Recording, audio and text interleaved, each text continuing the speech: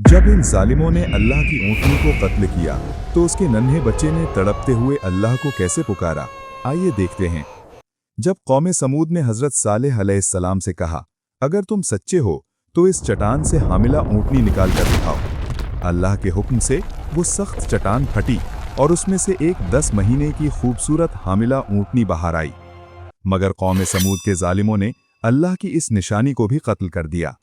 जुल्म की इंतहा ये थी कि जब माँ को ज़िबह किया गया तो उसका नन्हा बच्चा तड़पकर चट्टान पर चढ़ गया और चीख कर बोला, ऐ मेरे रब, मेरी माँ कहाँ है। आखिर उसके बाद क्या हुआ,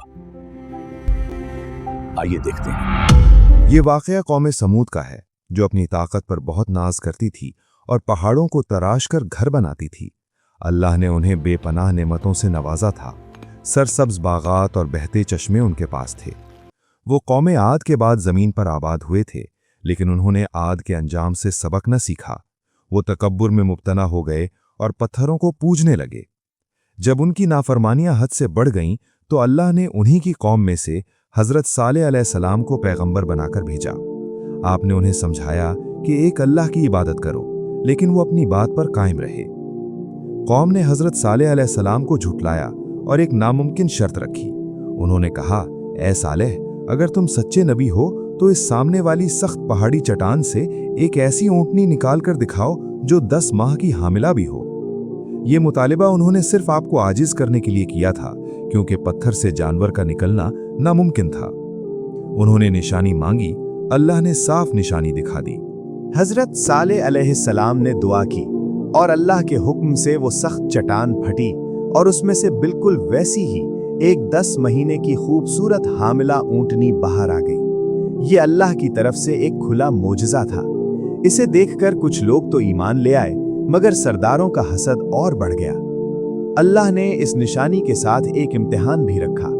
शर्त ये थी कि कुएं का सारा पानी एक दिन ऊँटनी पिएगी और एक दिन समूद के लोग और उनके जानवर पिएंगे। जिस दिन ऊँटनी पानी पीती वो सारे कुएं का पानी खत्म कर देती थी, लेकिन बदले में वो इतना दूध देती थी कि पूरी कौम के बर्तन भर जाते थे। कुछ अरसा तो ये सिलसिला चलता रहा।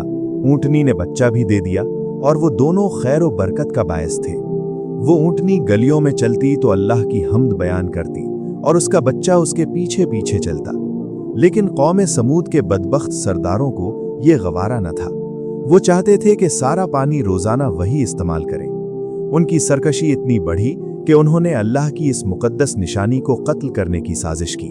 कौम की 2 औरतों ने मालो दौलत और अपनी बेटियों का लालच देकर कबीले के सबसे शरपसंद लोगों को उकसाया। 9 बदबख्त तरीन आदमी तैयार हुए। उन्होंने रात के अंधेरे में शराब पीकर मंसूबा बनाया और घात लगाकर बैठ गए। उन्होंने पहले ऊँटनी पर हमला किया, उसकी टांगें काट दी और फिर उसे बेदर्दी से कत्ल कर दिया। ऊँटनी तकलीफ से बिलबिलाती रही, मगर उन जालिमों के दिल पत्थर हो चुके थे। जब ऊँटनी को कत्ल किया जा रहा था, उसका नन्हा बच्चा ये सब देख रहा था।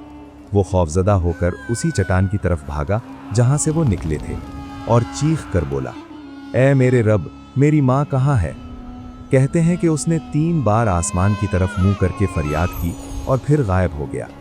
रिवायतों में आता है कि चट्टान दोबारा फटी और बच्चे को अपने अंदर छुपा लिया और वो बच्चा वहीं से आसमान की तरफ उठा लिया गया। जब हज़रत सालेह अलैहिस्सलाम को इस जुल्म की खबर मिली तो वो बहुत गमज़दा हुए और कौम को अल्लाह के अजाब की खबर सुना दी। आपने फरमाया, तुम अपने घरों में बस 3 दिन और मज़े कर लो और फिर तुम पर अल्लाह का अजाब नाजिल होगा। उन्होंने इस धमकी का भी मजाक उड़ाया और उल्टा हज़रत सालेह अलैहिस्सलाम को कत्ल करने का मंसूबा बनाने लगे। लेकिन अल्लाह ने अपने नबी की हिफाजत की और फिर अजाब की उल्टी गिनती शुरू हुई। पहले दिन जब वो सुबह उठे तो सबके चेहरे पीले पड़ गए। दूसरे दिन उनके चेहरे लाल यानी सुर्ख हो गए। उन्हें यकीन हो गया कि अजाब आने वाला है और वो चीखों पुकार करने लगे। तीसरे दिन सबके चेहरे काले यानी स्याह पड़ गए। अब उम्मीद की कोई किरण बाकी न थी। वो मायूस होकर अपनी कब्रें खोद कर बैठ गए और मौत का इंतजार करने लगे।